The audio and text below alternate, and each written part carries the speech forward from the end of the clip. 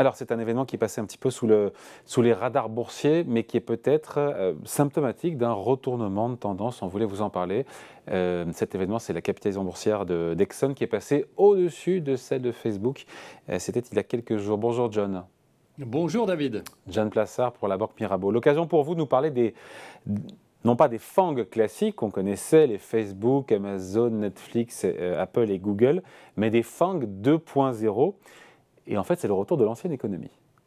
Il y a des cycles. Exactement. Ouais. Exactement. On est aujourd'hui dans un changement de paradigme depuis un moment, hein. On a vu, vous l'avez dit avant, les fameuses valeurs technologiques, hein, qui ont souffert depuis le début de l'année, notamment à travers la hausse des taux et la crainte, hein, qu'on avait sur les valeurs de croissance. Et là, on passe dans les 2.0.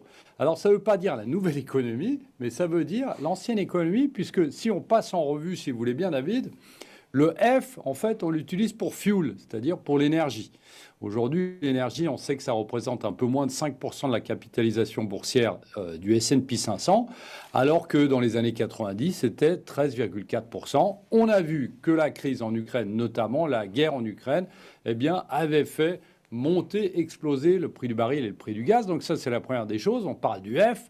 Après, si on parle du A, c'est l'aérospatiale et la défense. On sait très bien que la guerre en Ukraine a poussé les pays européens à se réarmer progressivement. On sait que l'Allemagne va décider de consacrer plus de 2% de son budget à l'armement. On voit la même chose en Asie. Donc là, c'est le premier A. Le deuxième A, c'est quoi? C'est l'agriculture.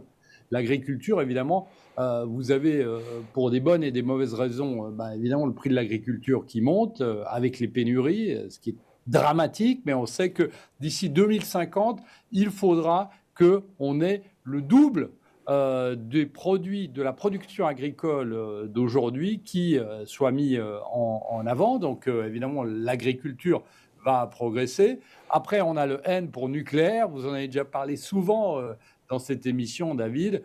Eh bien, on sait que le nucléaire revient en force. Le nucléaire vient en avant. Et les renouvelables aussi, hein.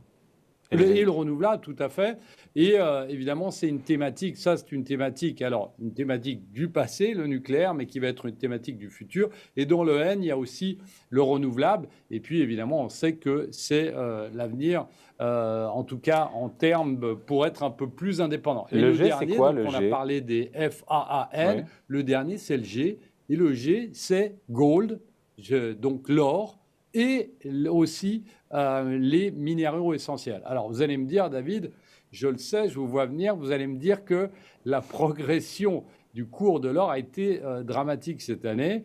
Eh bien, on le sait que, évidemment, il y a eu un lien direct avec les taux réels et aussi avec la hausse du dollar qui a mis à mal l'évolution de l'or. Mais dans ce G, eh bien, on inclut aussi les minéraux et les minéraux essentiels aux nouvelles technologies qui sont notamment le lithium. On sait que notamment, ça va être, les besoins en lithium vont être multipliés par 40 d'ici les prochaines années. Donc, on arrive sur ces FANG qui sont les FANG 2.0. Pourquoi cette thématique, elle ressurgit maintenant et pourquoi ça pourrait être un nouveau paradigme pour les marchés boursiers?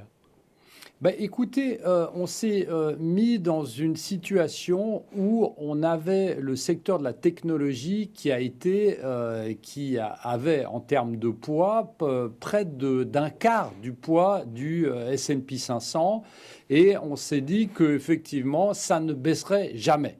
Jusqu'au moment où, évidemment, après la crise du Covid-0, eh bien, on a eu le serrage de ceinture des banques centrales, les doutes et la guerre en Ukraine qui ont fait prendre du bénéfice sur ce type de valeur qui était largement surévalué. Et donc, on s'est dit qu'il fallait peut-être les investisseurs se sont dit qu'il fallait peut-être se tourner vers d'autres thématiques porteuses. Alors, évidemment, il y a un bémol à mettre là-dessus, puisque lorsque vous parlez du fuel, de l'énergie, non pas renouvelable, mais de l'énergie fossile, ça pose problème. Et si vous parlez évidemment de la défense, ça pose aussi problème dans les portefeuilles ESG. Mais on a vu que leur performance, eh bien, n'ont pas respecté, je dirais, la proportionnalité des portefeuilles ESG. Et évidemment, c'est la thématique qui a fonctionné extrêmement fortement ces derniers temps. Quel est l'exemple type qui nous montre justement ce changement de paradigme? Vous l'avez dit C'est en Exxon? préambule, c'est évidemment Exxon. Ouais. Exxon était une société qui essayait de se transformer dans une entreprise qui n'était pas seulement dédiée à l'énergie fossile, en achetant notamment des entreprises dans le solaire en Asie. Et on a vu que cette entreprise qui était laissée de côté dans les portefeuilles, et on avait toutes les manières de le justifier, le prix du baril était bas, personne dans les portefeuilles ESG n'en voulait, eh bien, cette entreprise a dépassé allègrement, il y a 2 semaines ou la semaine passée, la capitalisation boursière de Facebook, de Meta.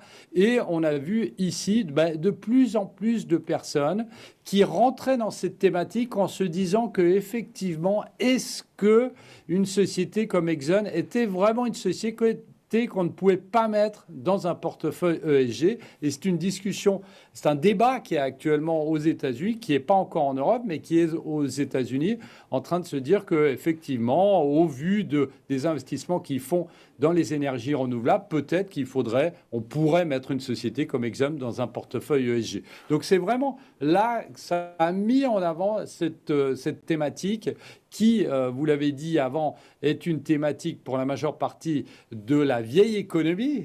Donc on a l'impression de retourner dans un cycle, mais ce n'est pas vrai, puisque on sait que plusieurs points dans ces FANG.2 sont évidemment des thématiques d'avenir. Bon, donc le cycle de la technologie n'est pas terminé. Non, du tout, puisqu'on sait très bien qu'on a aujourd'hui l'information des objets, on a la robotique, on a les drones, on a aussi les technologies propres dans l'énergie renouvelable, qui sont évidemment une thématique d'avenir qui va être mise en avant de plus en plus dans la technologie, l'intelligence artificielle, on le sait, mais dans ce nouveau cycle qu'on connaît depuis quelques années, eh bien, on sait que la problématique, c'est qu'à un moment, il faut digérer. On l'a eu aussi dans les énergies renouvelables. Vous vous souvenez, il y a un peu plus de 10 ans, eh bien, les énergies solaires étaient en vogue et après, boursièrement parlant, en tout cas, ça s'était littéralement effondré, notamment à cause des prix qui avaient été cassés en Chine. Puis après, c'est reparti. Donc, on est un peu dans cette thématique-là où il ne faut surtout pas enterrer la technologie, surtout pas enterrer le métavers, surtout pas enterrer l'intelligence artificielle parce que c'est quelque chose avec lesquels eh bien, il faudra compter sur ces prochaines années. Allez, merci beaucoup. Point de vue signé John Plassard pour la Banque Mirabeau. Merci John.